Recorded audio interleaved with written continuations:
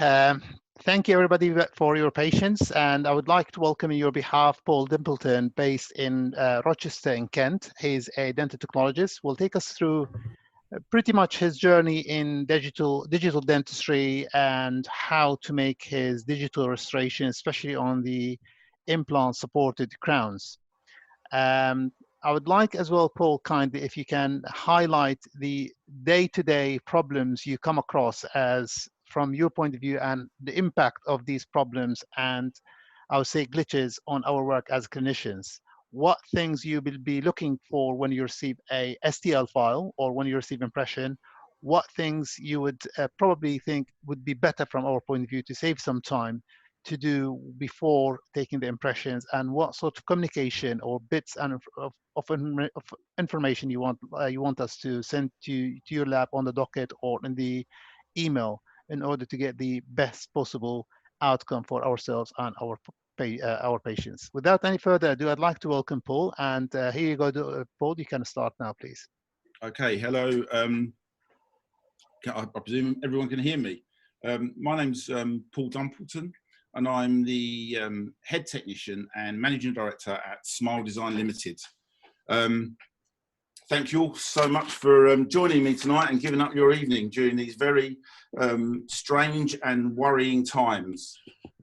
I know I thought Boris was going to let us out yesterday and we could all go back to our work and enjoying our days, but unfortunately that's not the case. So, and I've learned something about myself during this, that being human, I spent a lot of my time thinking about having spare time and getting away from dentists and teeth and technicians and patients.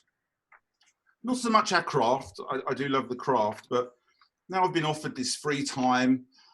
Oh God, I miss dentists, I miss technicians, and I miss the patients. And I can't wait to get back to work. So I hope this is all put behind us very soon. And I hope we're all back to work with our families safe. I'd like to thank the London Dental Academy for this evening, for asking me to talk, and for Mr. Fard for always making my job enjoyable, nudging me, challenging me, and also asking me to do this evening. I did say that even though I missed some of the aspects of my day-to-day work, one aspect I don't miss, and something that I've been able to enjoy during this lockdown period, is that I haven't been furloughed. So I've been having lots of time in the laboratory where I can concentrate on different cases and just enjoy the craft of our job. I think sometimes that's lost, and I've certainly been enjoying the time in the laboratory to practice and talk about some of the things that we do in our laboratory. So tonight, I'm mainly going to be, there's no pictures of this work fitted, it's all work that I've been doing in the last couple of weeks. But tonight, I'm going to be speaking about the single tooth journey through our laboratory. Our laboratory, Smile Design, was first set up in 1999, and now 21 years later, we have a laboratory that's changed a lot. I'm proud to say that some of the dentists that have sent us some work since 1999 still support us, are great friends, and still send us work today. This also gives me a great opportunity to talk about my team. Something perhaps I haven't done that much over the last few years, but I have a great team of people behind me that have stayed with me throughout the whole time, and we've continually grown. We started off as 2 technicians. Today there's 15 of us, where we do cases from the single tooth to the full arch. We have a mobile unit that services different dentists throughout the UK. So it's been, before this terrible event, it's been quite an exciting time for us. if this is a modern dental laboratory today, and if I'd say anything that's come out of this situation, it's this terrible situation. It's this format, really, the webinar. I think it's going to become a great way of us making new friends, sharing our work, communicating with each other, all while having a drink, really, so we can relax in the lab. And I'm certainly embracing that last one this evening.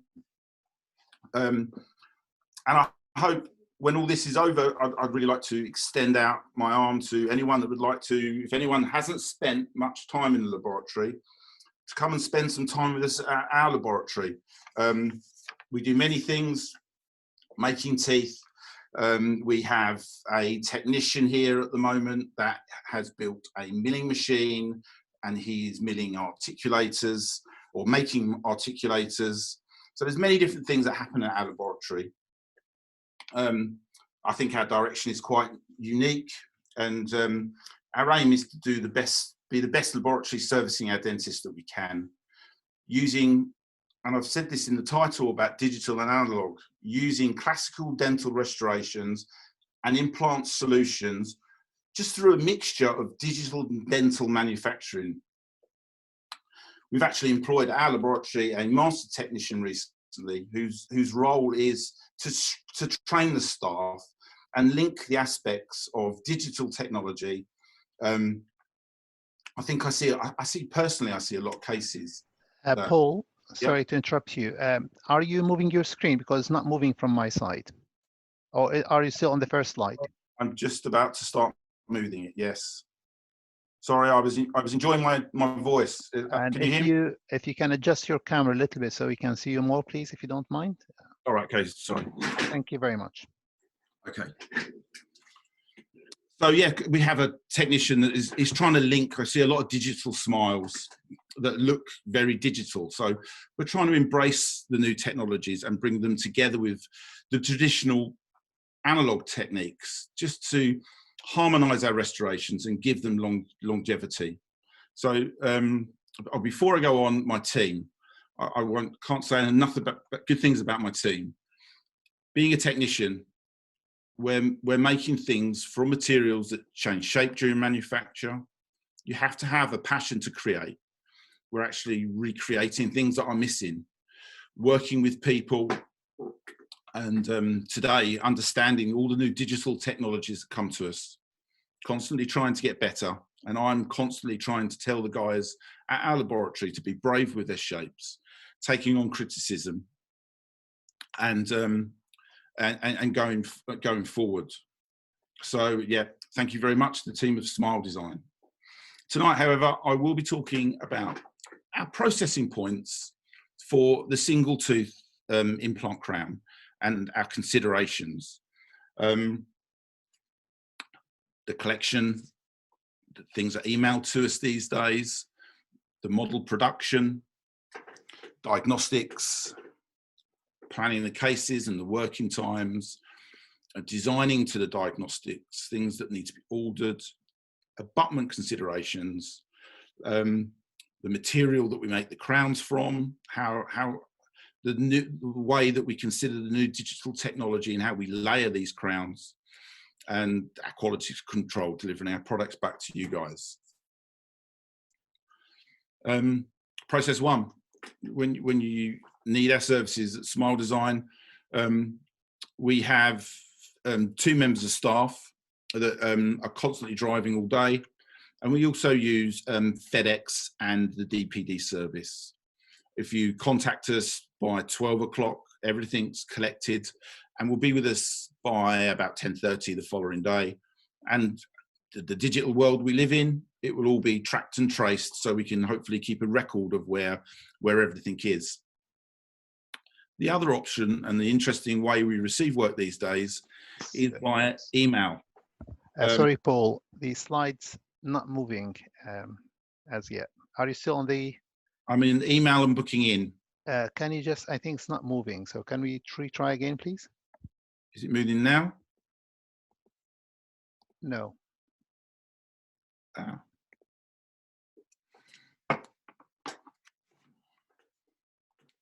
Can you stop share and share again, please?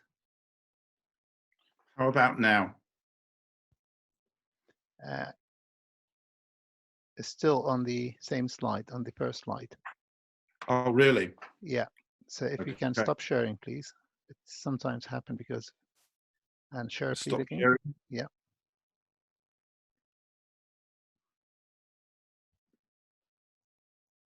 That's better. Okay. Is this your second slide? No, I will quickly flick back. Please. Yeah, that's much better. Okay. Thank you. You've not seen any of these slides? None of these pictures, sorry. I'll quickly give a recap. This is my wonderful team. We've worked together for a long time, and it's a great team to work with. I miss them dearly and cannot wait to return to work. This is our laboratory. This is the first day of 1999 when we basically made our first implant crown. During furlough, I've been able to enjoy the craft. That my job varies during the working week with communicating with different people, but one thing I do certainly love the craft of my job, and these are some of the cases I've been playing with since I've been off. So yeah, I'll bring you back up to where we are today. So FedEx FedEx and DPD we use a lot at the laboratory. We have 2 drivers that travel all over the place for me to deliver cases back to make sure they're done securely. So we're back up to emailing. I presume these slides are moving now. We receive lots and lots of cases like this these days as well. My experience with this has been, I think, as early adopters with this technology, I have a computer technician at the laboratory, and we've most probably lost more time to this technique today than I have in anything in the last 20 years of having the laboratory. Even constructing metal frameworks and soldering things back together. And I think that happens when you're an early adopter of something. And if anyone's listening that's thinking of getting an intraoral scanner to restore implants, I think I'll give my email at the end of this, because I could talk for an hour on this. Please contact me and we can share information on this. But for implant dentistry, buying a intraoral scanner is certainly only 1 foot into the party. There's lots more to consider, which I'll go through at the next process. Model production. I think 90% of implant dentistry in the UK or the world, I can't remember where I read it, but 90% is through an analog, good old fashioned analog impression. We cast it with Fuji rock. There's many stones that are good. And in our laboratory, we normally cast it as a solid casting and work on individual contacts at a time to make sure we're not abrading models. There's other ways of doing it, but some of these other ways you can, again, please message me if you think there's different ways, but if you start sectioning models, then you can start compromising the contact area.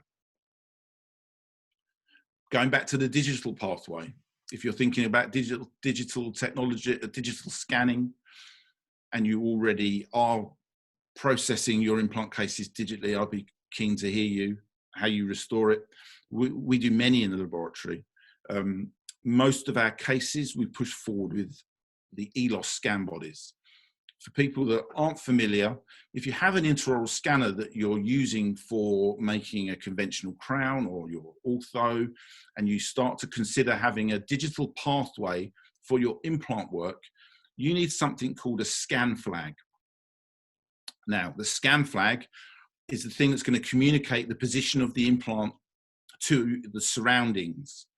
And this is when digital dentistry and analog dentistry have to start merging. An intraoral scan is produced, and we need the scan flag to start positioning things. We need to make a digital model. We need to come back into the analog world from the digital scan to start being able to manufacture our crown. and you'll find that I have set protocols for this. At the moment, I outsource all my digital printing of models. I do this to Atlantis because I like them to be a partner. They're fairly big, and I need this to be a static to make sure that the crowns are fitting and fulfilling their requirements. Again, this is an ELOS scan, but you need to find out all this information before you start going down the road. I also know that Dentsply don't support all their implants with a digital pathway. So the implant that you are using, you need to research to make sure if you have an intraoral scanner, you have a scan flag that can produce a printed model, that can produce an abutment and a crown. So there is lots of considerations, and sometimes the communication between an intraoral scanner and a scan flag and laboratory software can have different issues which can cause us inaccuracies, which is where we've had problems in the past. So I won't dwell on it anymore because it does work very well, but there's lots of considerations there. I put this slide in for the fact of in the analog world, we have learned a lot about the analog world in taking an impression, casting stone, and working very, very accurately. The transfer of data with ones and zeros should and most probably will be more accurate, but it's how we manipulate that data that counts. To produce models, this is quite more a complex case. It's from the ELOS website actually, but there's lots of things we need to consider with the scan and lots of information in positioning teeth, the soft tissue model and the lab analogs correctly. And finally, my final consideration is if you've invested all this, invested in the technology, at present, because we're early adopters, we actually have an elevated fee for the digital model because we have to print this model, we have to buy a digital analog that compares to all the software and the data, and we have to print the models. So there is also an elevated fee at the moment, and I think that will change, but is definitely a consideration today. Okay. As I said earlier on, the great way about this concept is I can have a little drink before we go into the next stage. Diagnostics for our case. I think for the single tooth, sometimes the diagnostics aren't as important. For me, anteriorly, fulfilling the prescription that we've been given by the dentist to work to, a diagnostic is very important at this stage. It gives me the ability to communicate back if I can fulfill the prescription and any considerations I'm having with the case. I can quickly assess whether I'm going to be screw retaining the case or cement retaining the case. If I'm going to be using a straight screw, if we need to use an angled screwdriver, the drivers are different. I don't mean to state the obvious, but the drivers are different. Some dentists like these, some dentists don't like these. We do use a hell of a lot of them in the laboratory. You can see here for the single tooth screw retained that most probably in the upper left picture, the access hole is most probably going to come through the buccal surface, or at worst, it's going to give us a thin area of restoration buckling, where if we use an angled screw, we might be able to bring this screw back into the central fossa area. So they are very helpful in manufacturing. For cement retains on posteriors, the diagnostic stage isn't perhaps not as important, but it's certainly a consideration if you're working anteriorly. And we can also start plotting the design of the abutment still. If you can see in the middle picture, we can make sure everything's well supported for the ceramic on the posterior crown. So once let me have my drink before I start my next process. I'm very, I'm nervous. I feel like I'm racing a little bit.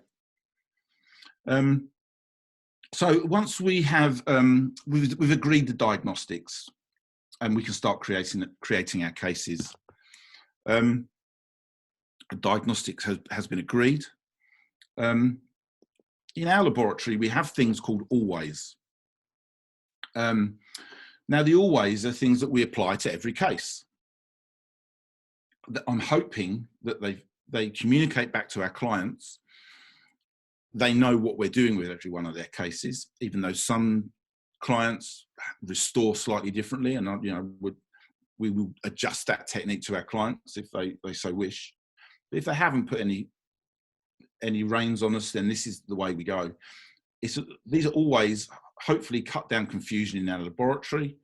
They cut down the questions and the thought processes. For our single unit implant cases, whether it be a cement retained or screw retained case, we always make a custom abutment. I'm hoping the next few processes and considerations that we have on our agenda is where I can give you some interesting tips for those people that haven't spent much time in the laboratory. They give us a lot of area of control, and these next few processing points will hopefully explain the modern dental lab and where we go analog and where we go digital, and the materials that we choose, and how these designs can future-proof our cases. You can see here a CAD/CAM abutment can be designed in several different ways to support the soft tissue. We can have titanium underneath the soft tissue, and we can start organizing the emergence of our crown to fulfill the final restoration and the diagnostics. And for those of you who aren't as experienced, the abutment is the component that connects to the implant. So for me as a provider, it's very important I know everything about this abutment. And there are several different ways that this abutment can be fulfilled in today's market. There are stock abutments that can be bought, or titanium bases that can be bought from the implant company that you bought your implant from. You can also buy stock abutments and titanium bases from other companies that copy implant companies. Some implants are supported by their own milling centres, or you can have CAD/CAM designed cases that are made by Atlantis. And there are also vast areas of milling centres that are popping up that are third-party milling centres. And this is my thinking on these four main components.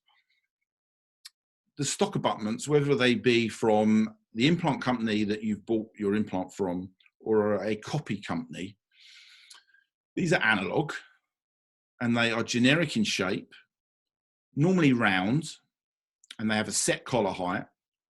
They're not specific for the case that we're working on. And normally once they are screwed into a model, they'll normally then have to go onto a milling machine and take just as much time milling them out of the occlusion or adjusting them. They're not specific for our case. And also these days, many have VAT added to them, so there's not a price difference between them. But in doing this milling and this extra machining of a stock abutment with a set collar height, which is all round, you can, in my opinion, you can compromise the retention, and you have a very round platform to start making a crown on that can then look very mushroom-like, and the emergence hasn't started where it should do from the root area. So I personally take 1 and 2 off the table straight away. And I'm sure we can have some questions about that. There are some clients that send work to the laboratory that love their stock abutments. The abutment is the main component which connects to the implant, which is placed by my clients or by the dentists under surgery to their patients. And I don't ever want the responsibility really to be mine. I'd like to, or it is mine, but I want to make sure that that's fully backed up. So you can see here I'm taking 4 off the table already. I personally love Atlantis. They are a company that have been placing or manufacturing abutments since 1999. They have great experience on many, many different platforms. They will back me up, and I have. The truth of the matter is I have used third-party milling centers. I have milling machines in my laboratory where I could mill abutments. But like I said, this is the main feature that's connecting to the implants. And if anything goes wrong with this, the abutment is connected to the implant via a screw, and when torqued down, elongates to hold these components together. So if you have a case where screws are loosening regularly, or God forbid, break, most of the time I would say it's because the abutment in some way didn't fit the implant correctly, and there was some micro movement.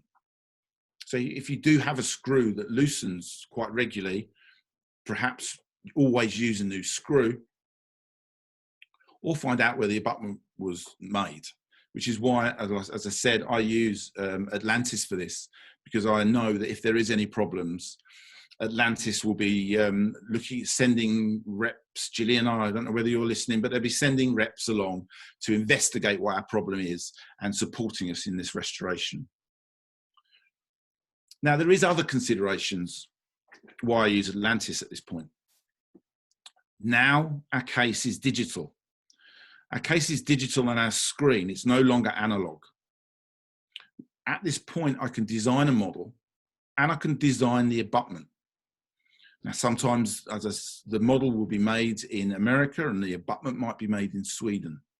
But the other interesting feature of this is that I can use the core file from that abutment at this time to mill the crown that I'm going to make in one of my milling machines at work. So when everything comes back, the model's opened up, the abutment fits the model, and the crown, because it's all done digitally, which I said earlier on is very accurate, they will all link together. And instead of having an abutment that you might wax up on, or you might spray and then scan that as sprayed abutment and then make your crown, these to me incorporate a few more inaccuracies. So using the core files from Atlantis, and then making my crown and having the abutment turn up and everything fits really well is my second advantage.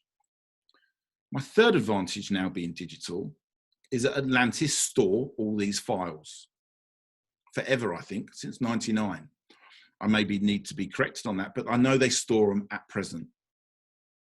And at Smile Design, we also store these digital files. So this is also where it becomes very relevant for us, because if Mr. Smith phones up in 3 years' time, and he may have I've heard some people have fractures with their crowns. That doesn't happen at Smile Design, touch wood. Let me have another drink to that. If this crown does break in 3 years' time, without joking, instead of asking the patient, because they'll normally phone up at 8:30 on a Monday and say they haven't been drinking or they didn't fall over and this crown that you've made me is broken.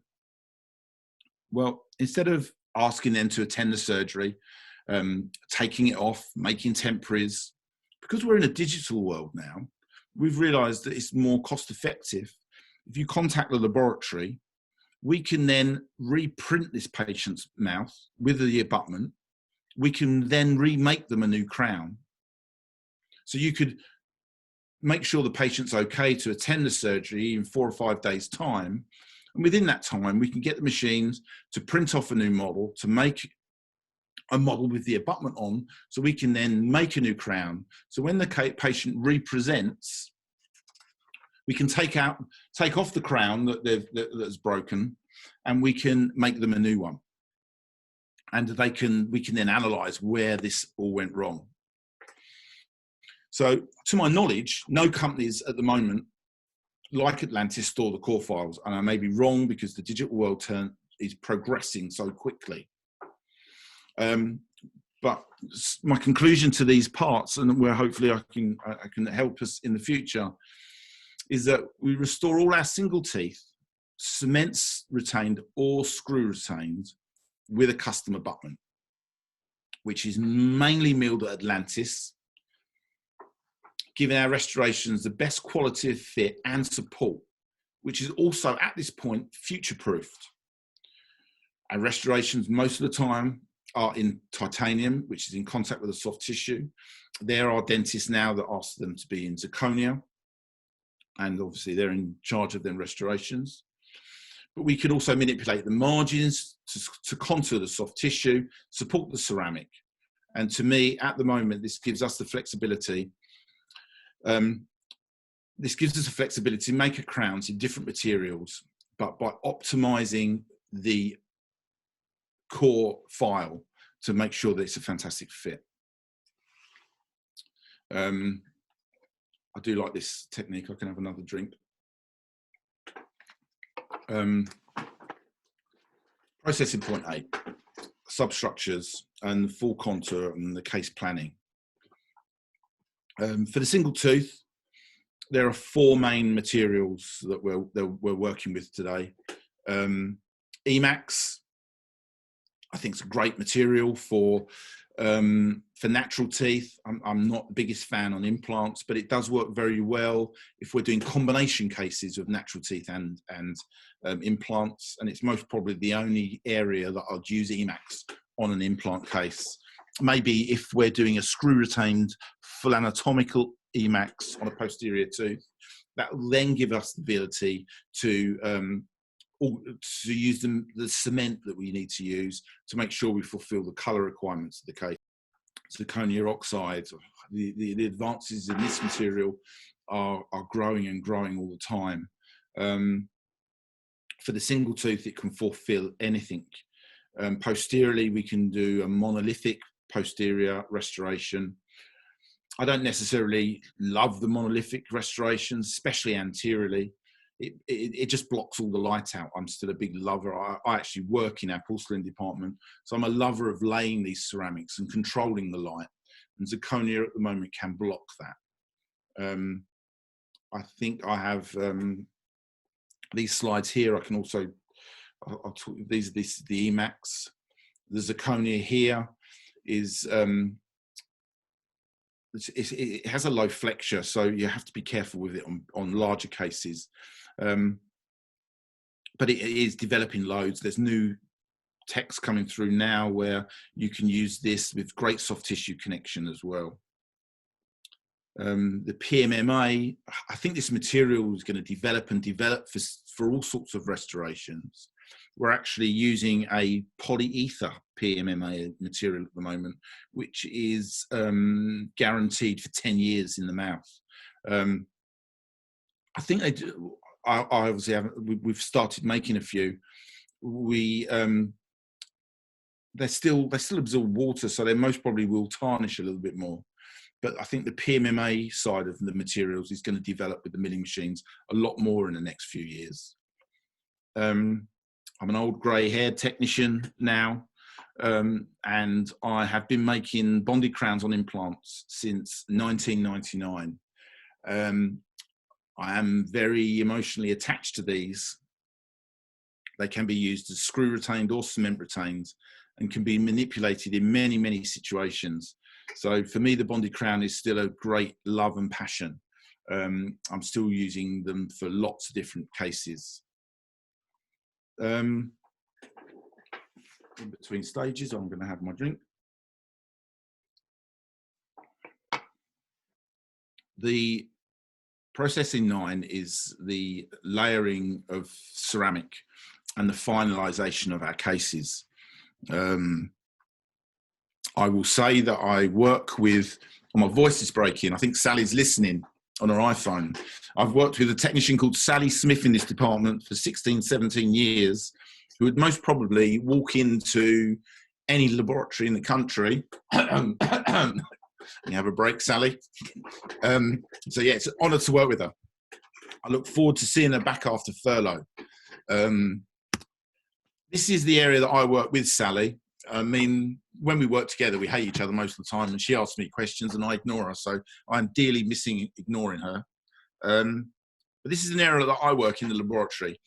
And digital technology is becoming a lot more prevalent in this area of the laboratory for several different reasons.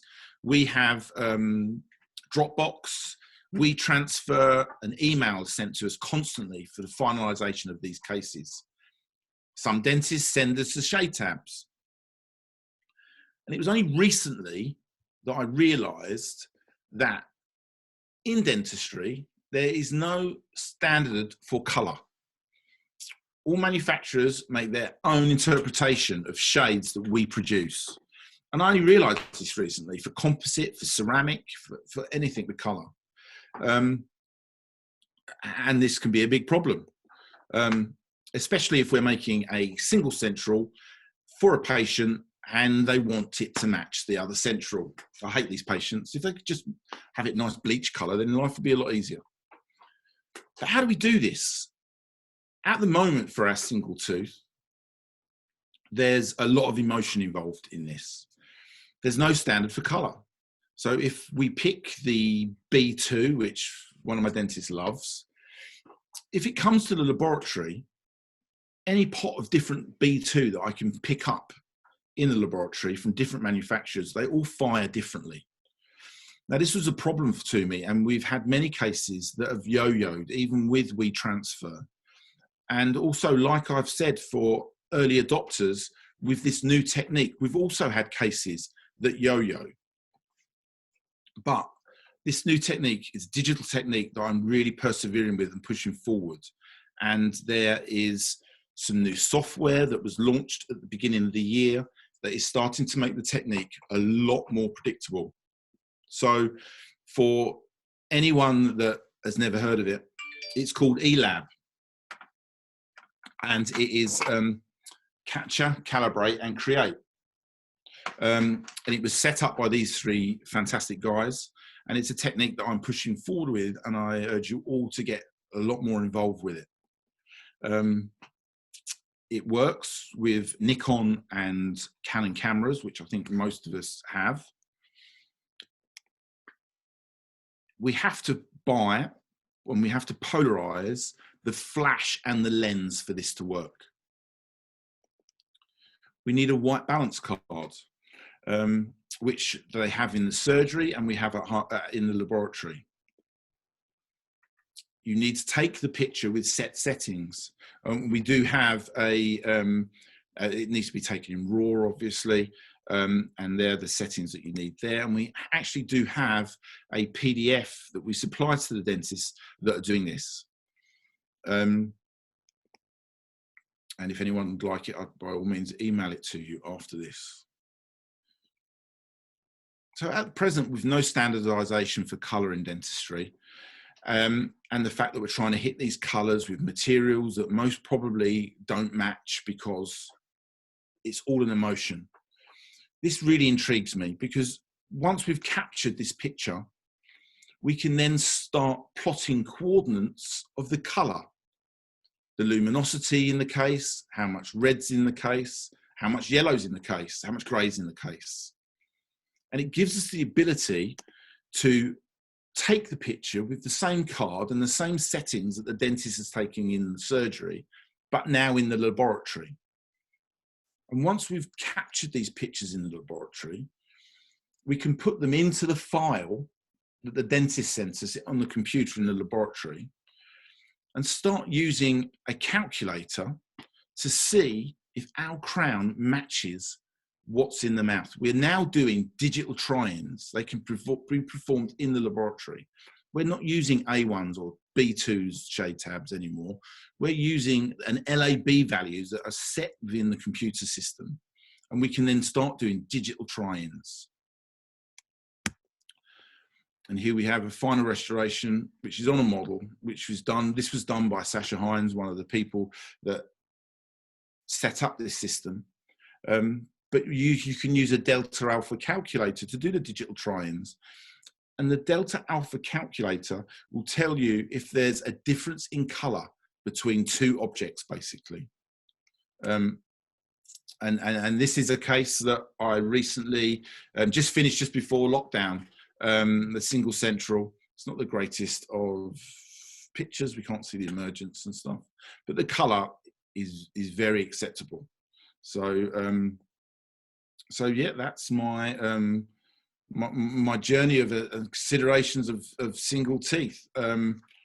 Like I said, this format's exciting, and I think in our laboratory we do many other things. I'd like to offer the invitation to anyone, if they'd like to come and spend some time here and look around at some of the different cases that we mill ourselves, the cases that we're taking on board now. Does anyone have any questions, or if I don't know what I'm doing for time, or do you quarter past what? Oh, is it? Right, okay. So I've got 15 minutes for any questions. Do you have any questions? Thank you very much, Paul. It's very informative talk, and you took us through the journey in the lab from A to Z. I think it's fantastic. A lot of questions, Paul, in my head, but before I start myself, I'll take one of the questions from our audience talking about Atlantis. The question reads as the following. I think I got a question, but I'd like to have your own perspective to see what you think. Okay.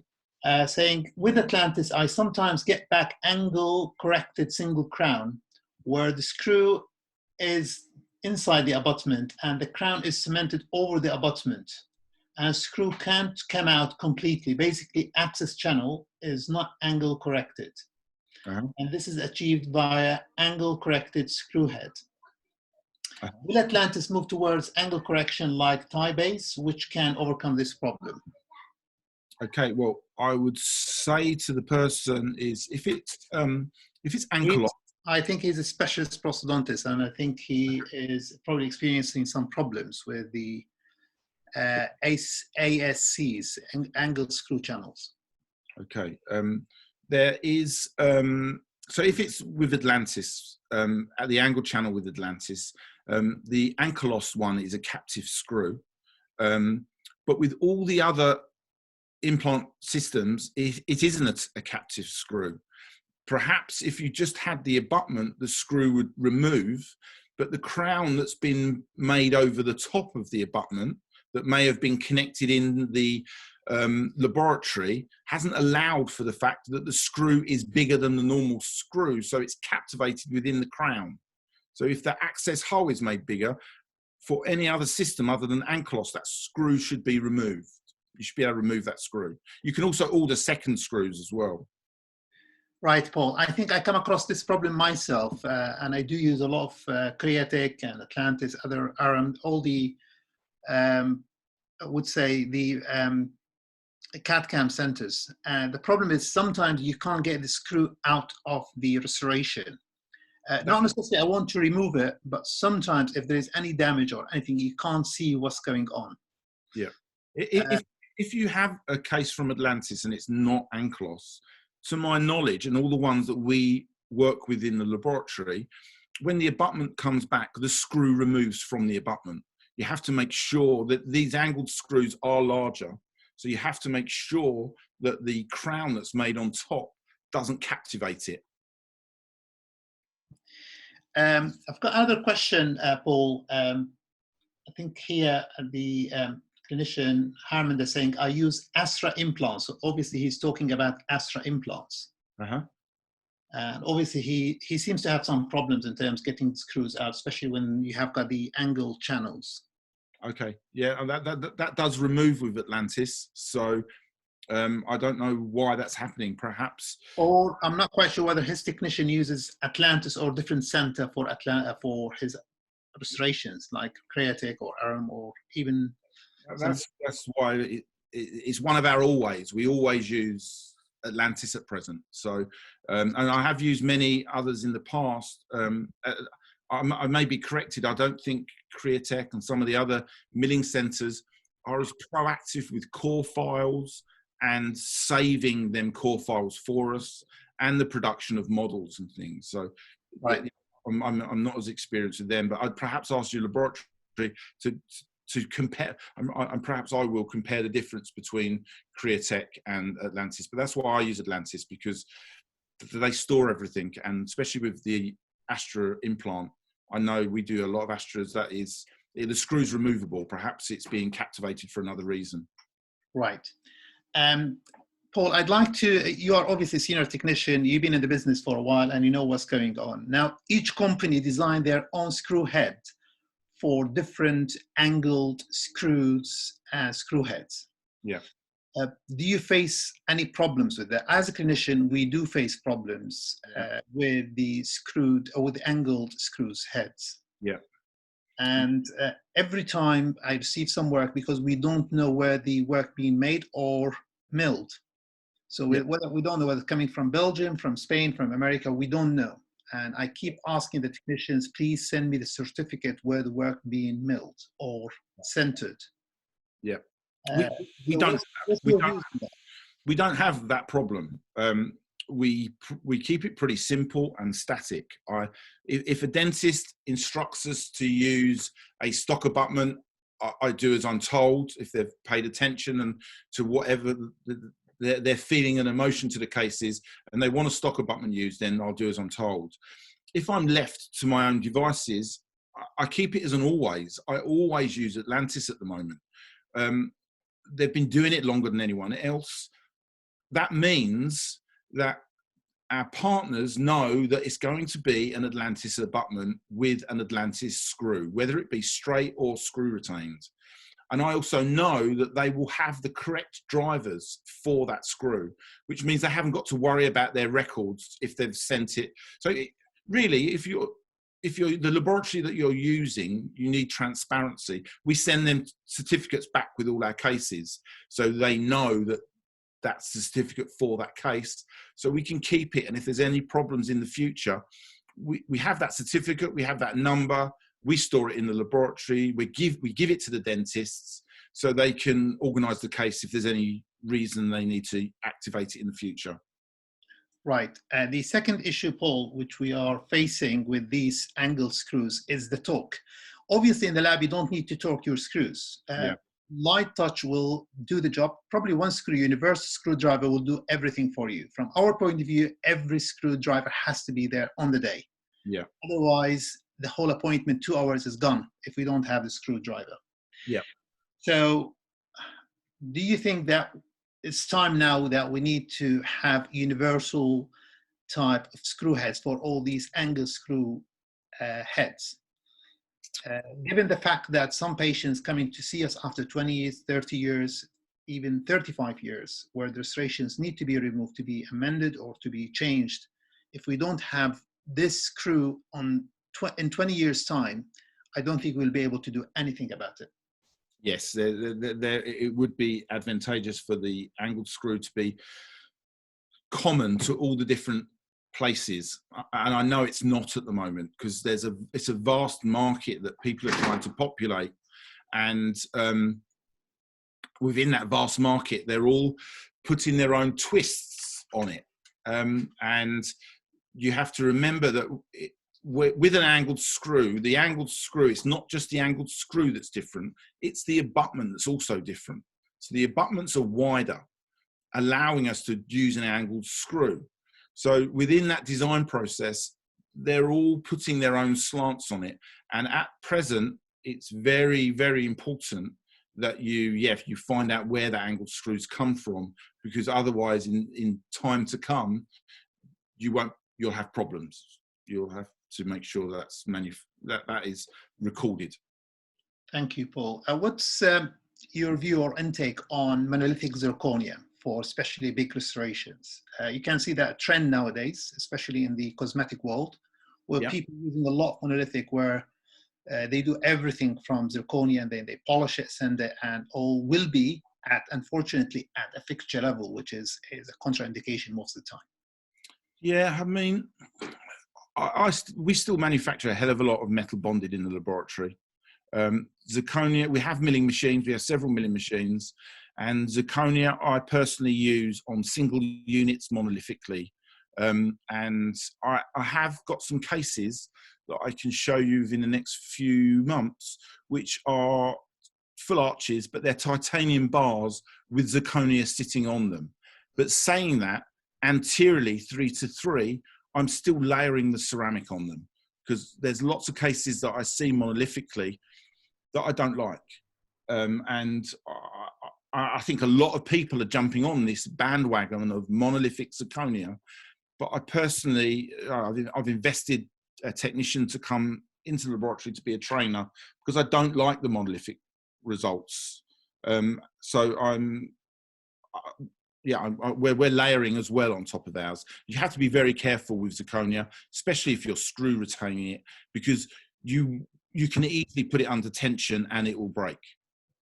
Right. And also, my other concern is in a laboratory is if laboratories they're fairly busy environments, there's lots of different technicians there. Zirconia is glass, and if it's touched in a way or overheated, it's a very poor conductor. But if it's touched by a disc or overheated in an area, it will basically fracture. You've perforated that glass and serrated it, and it's then a ticking time bomb to break, which is why I back all my zirconia up with titanium steel. Right. Paul, there are a few other questions, but please forgive me if we taking some of your time. Oh, no, it's fine. I think this format is hopefully a fantastic way of making friends and sharing information. Absolutely. And having a drink while we talk about teeth. People sending, especially with the clinicians to the lab, saying, I'd like to have CAD-CAM restoration. As you know, CAD-CAM could take many forms and shapes, especially like talking about Atlantis. That could be especially big restorations, either sintered restoration or CAD-CAM milled restorations. Uh-huh. I always have got worries in big cases, although I don't put ceramic on the top of them, to be made of printed titanium framework.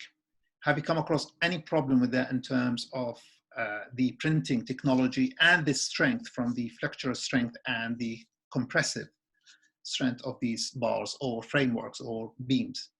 No, I haven't. I have used the printed technology and the milled titanium technology for acrylic wraparounds in the laboratory, and we haven't had any problems with any of them. We've done a lot of printed chrome cobalt frameworks with porcelain on top. We don't put any ceramic on titanium. In my opinion, it doesn't work. And why do it? You can put it onto chrome cobalt where it bonds very successfely. And we have for titanium bars. Sorry, Paul, I'm talking about titanium, centered titanium beams or frameworks. Yeah, they're fine. They're fine. Sintered titanium or milled titanium works fantastically well. I think with the titanium, you won't be able to layer with ceramic, and then you probably lean to use either acrylic or composite, and that's what we do. Yes, I personally always use acrylic and not composite. But yes, you can use either way. My feeling there is that in the laboratory we've done I think in the last 24 months we've done 130 to 40 acrylic wraps. We use acrylic teeth with the Iver base injectable acrylic. Are we talking about HPP, high performance polymers, or are we talking just normal acrylic? We're talking a titanium frame with acrylic teeth with an injectable acrylic that goes around, which bonds the teeth to the bar, and everything's acrylic and highly polished. I've just found that these stain less than composite. On some cases, I don't know why. Sometimes the composite around a titanium framework can look very tired quickly in comparison with acrylic, and sometimes that's not the case, but it does happen on some patients. The composite just looks old very quickly. Indeed. And do you have any experience with the Bredent veneers, Paul? Yes. What's your... I don't use them. Right. Any problems? Yes, they ping off. They may have got better in recent times, but it's one of those things. I try and keep everything fairly simple. We did a couple of cases with the Bredent veneers and the Creolink and injecting that on, and then going forward that way. We just had a few problems. What about the Schottlanders type of teeth, acrylic teeth? Yes, I use any tooth that's just made of acrylic that's got no composite in it is the teeth that I like for these sort of restorations. Right. Okay. Because the composite obviously doesn't bond, and yeah, I just like using acrylic teeth. When you design your framework or your beams for a full arch or big bridge from titanium, standard titanium, do you use any sort of micro retentive elements on it, like retentive cells? And these are basically not possible to do with cobalt chrome frameworks, as you know. Yeah. So every single case that we take on at the laboratory they're all different, and they're all different environments.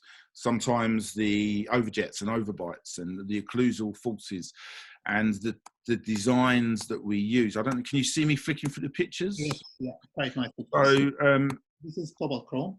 Yeah. Yeah. So these cases here are some, I think this was remilled actually, but this is because there's no holes in it. So I'll have to look at what's happening with this case. But if you look at the surface, this is sort of like the crocodile skin, snake skin surface that we leave on our titanium bars. Now, this bar is most probably for a lower. Yeah. So there's most probably an increase of 15, 16, 17 mils of restorative height from the head of the implant to our incisal tip.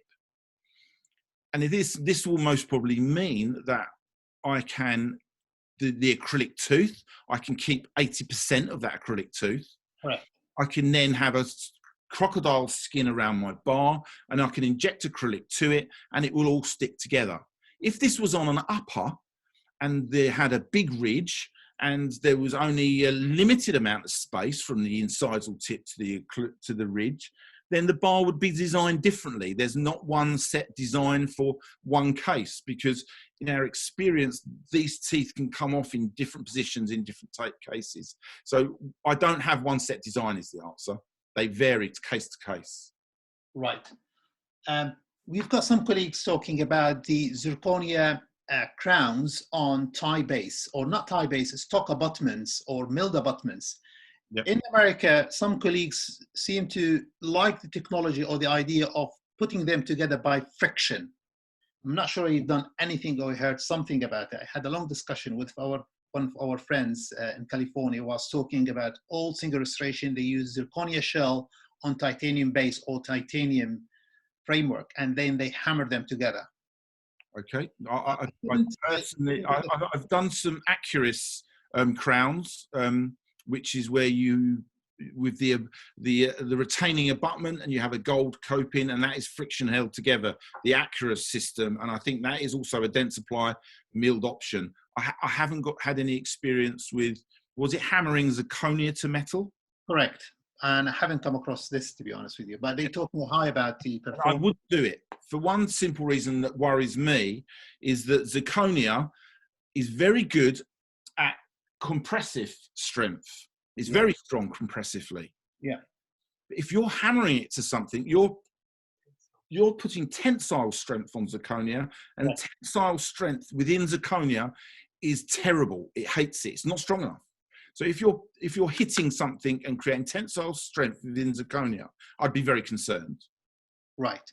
And also because of the metal underneath it should not be retentive as such for path of insertion, you want to be able to get the same shape as you do when you do like a cobalt chrome abutment and bake some ceramic on the top of it, because the you understand what I mean? You will leave like a cut back technique, basically. Cut it back to the thickness you want from ceramic, not more than that. If you get 3-4 millimeters, then you get in trouble.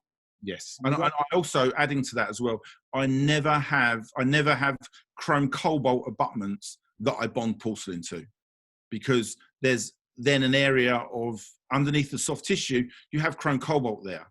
So we always have titanium abutments, and then organize our margins and then make the crown on top. So I know that my restoration has titanium underneath the soft tissue. And the other reason why I keep it like this as an always is that if you start branching off with some of these other weird and wonderful techniques, one, you don't know what angled screw that you could be using in the future. And if you branch off with other techniques and Mr. Smith phones up on a Monday morning and says he has a fractured crown, you're then thinking, what do I do now? How is that restored?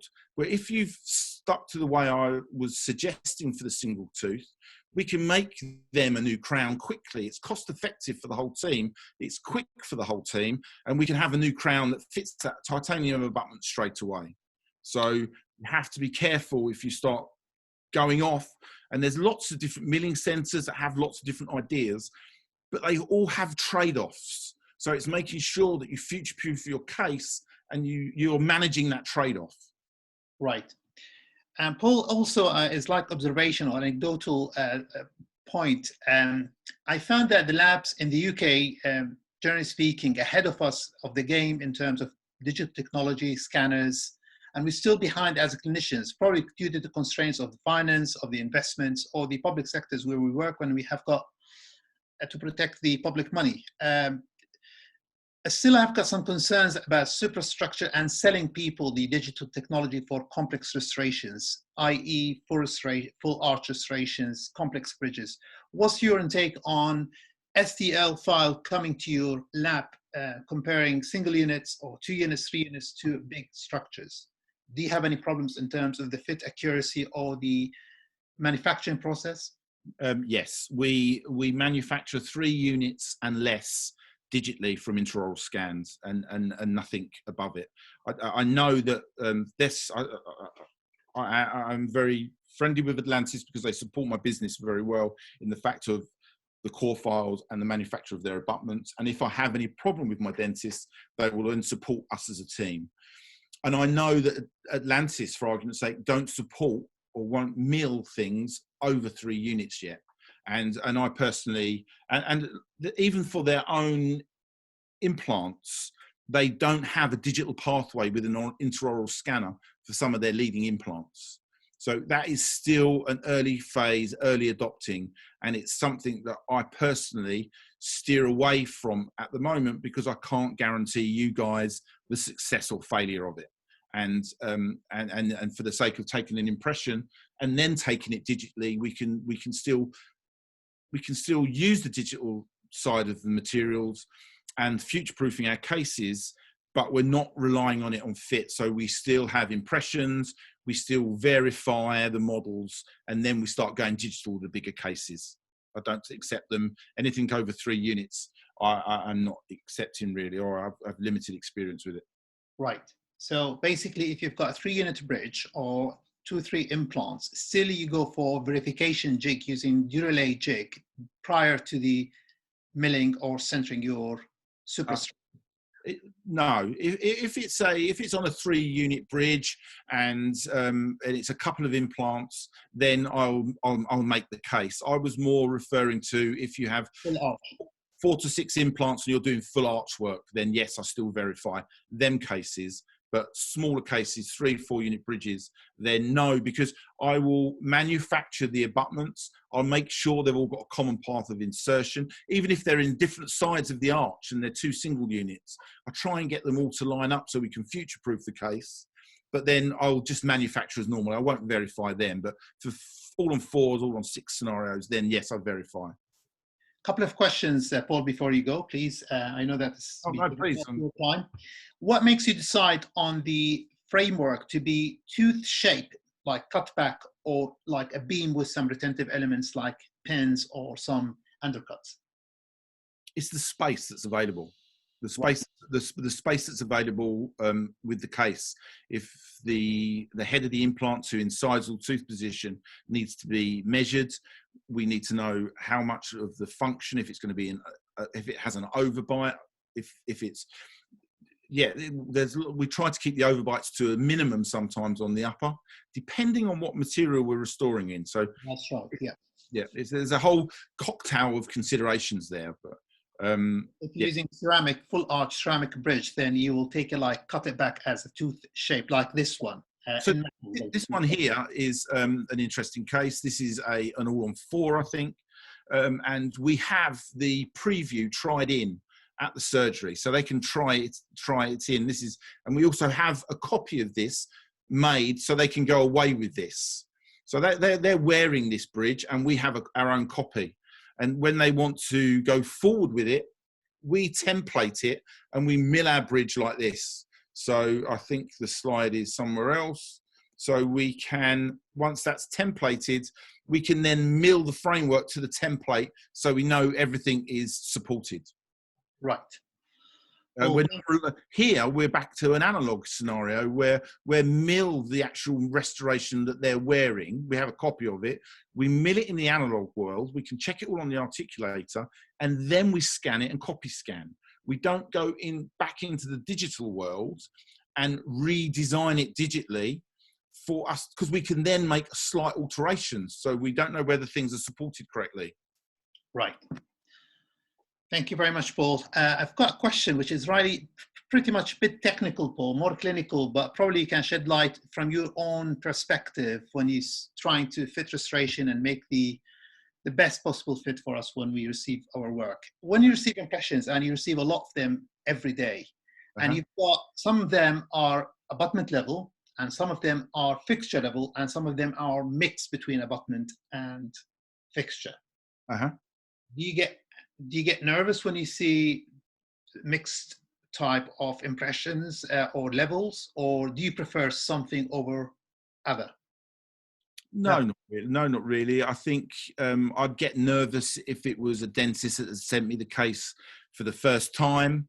But if it is, yes, get to know your clients there and form that relationship. And no, I think, you know, a rubber impression with them different components in work extremely well and very accurately. We have got 6 fixtures level abutment.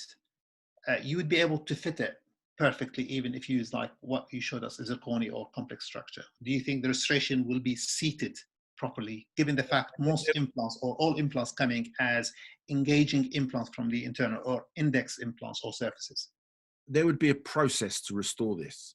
There would be an initial model that would be cast. Once this initial model had been cast, I would then most probably mill a titanium or a verification bar that would confirm how accurate we are, whether that inaccuracy had crept in at the impression or whether that inaccuracy had crept in the model manufacture in the laboratory. There may be inaccuracies with larger work. So my first port of call would be, let's verify and see how accurate we are. And by making a titanium bar, and for this being retried in the surgery, this would be this area here, this titanium bar. So if you look at the bottom left picture here, we have a titanium bar made here. This dentist was a bit concerned. I think the upper implant is obviously placed very plately. I can't remember what the name of the implant is that he's put in the bone there, but you guys could most probably tell me that. But we put a ring around the transfer so he can check everything passively and then connect this one area that we was concerned about at chair side. But also on our titanium bar, we're going to also collect as much information as possible. We can start adjusting these teeth to where we want. They're most probably copied from a temporary that the patient's wearing. But we can also, at the same time, we're taking a bite registration, which is a hinge access bite registration. So they've got no teeth there now. They don't know where their bite is. So we can start checking where they're actually comfortable closing together.